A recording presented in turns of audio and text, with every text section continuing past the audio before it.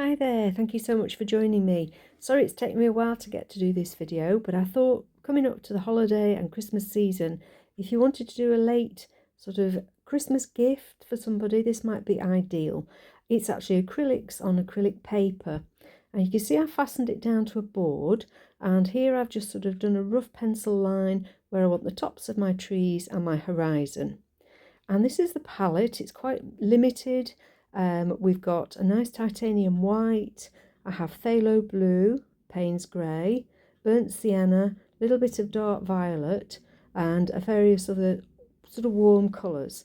But starting off, I want to mix a tiny bit of warm grey with the titanium white. So as you can see, I've mixed it together, made quite a decent size, and I'm going to start with that with a nice flat, about a 1/4 inch brush. I've actually put the sky in. It's just a mixture of the phthalo blue and a little bit of magenta, and I'm going in with the flat brush, and I'm really just bobbing in an outline of some pine trees, conifers, whatever, leaving a few little gaps, and it's basically the same process right the way across the screen. If you give a few little gaps, it allows a sense of distance, and starting with the brush on its side to make the trunk, filling in, and then going in, and this is a mix of Payne's grey with the same titanium white, so it makes a separate pile, put a few trunks, and again a little bit more spread out, and actually with the trunks starting a little bit lower. Can you see on that bottom line? And I've done the same process, speeded that bit up so you didn't get too bored.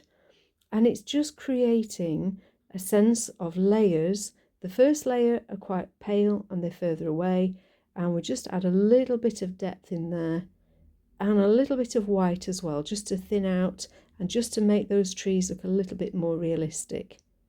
And I'm moving forward again. We're moving forward in different planes, and this is a burnt sienna, and it's just pure burnt sienna on that flat brush once again. And I'm making some smaller bushes again further forwards, and I'm using a mixture of the flat brush and a very rough little round brush just to dot in some senses of foliage right the way across, again leaving more gaps because we get a sense of there being things going on perhaps in the distance. And in a little bit of foreground, just making some marks again with the flat of the brush, just to give us some planes, some areas to move forward to. What we want is a sense of layers.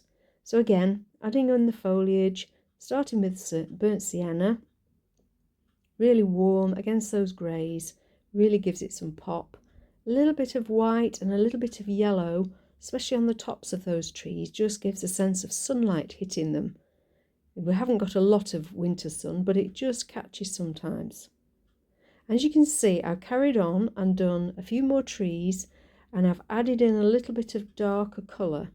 So you could use a Van Dyke brown, or you could use a mix of the Payne's grey with a brown, or you could actually go in and do a little bit with the violet. As you can see, I'm just adding as much foliage as I want, just to create that sense of different layers. It feels like a winter wonderland almost, and bringing that forward to those different planes. As you can see, I've actually pulled out a little bit of the colour just to give a sense of shadow. Here we go, just starting to add a few little bits of twigs, little brushy bits at the front, sense of grasses.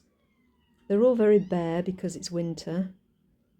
Apologise for the alarm if you could hear that, the siren's going on. We've got a few more in the foreground there. And you can see it's actually creating that sense of distance. I'm scraping in here with the palette knife, just a very small one, just to scrape out some colour and add twigs, pulling that colour down. I would definitely steer away from using yellow because nobody likes the yellow snow, but the burnt sienna and perhaps with a little bit of purple in just really gives that sense of warmth and sense of shadow. The bases of these trees can be pulled out and made to look a little bit more shadowed.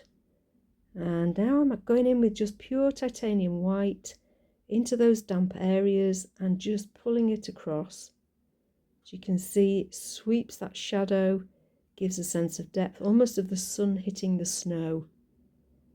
I really like that. It warms it up slightly. The grey gives it the sense of winteriness, but that gives it that little bit of warm glow.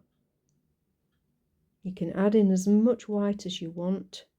Just keep blending until you're happy with those planes.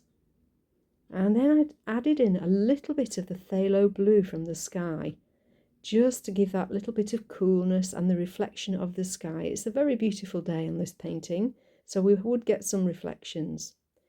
And now in this absolute foreground, I'm putting in a little bit of red, a little bit of cadmium red, a little bit of purple, and again just scraping out. It thins your paint, and it also gives those little twiggy dried branches.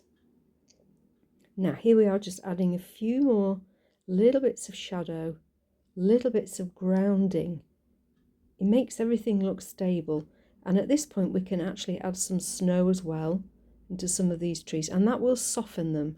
If you stick to adding it just on the one side of each tree, it looks like the snow's actually fallen or blown onto that side, so it gives that sense of just really being fresh and crisp. The moon was added by using a cotton bud with a bit of titanium white just placed on. I hope that you will enjoy doing this, and I wish you all a very happy holiday, happy Christmas, and I will look forward to sharing the journey with you again in 2025. Keep painting. Thanks a lot. Bye for now.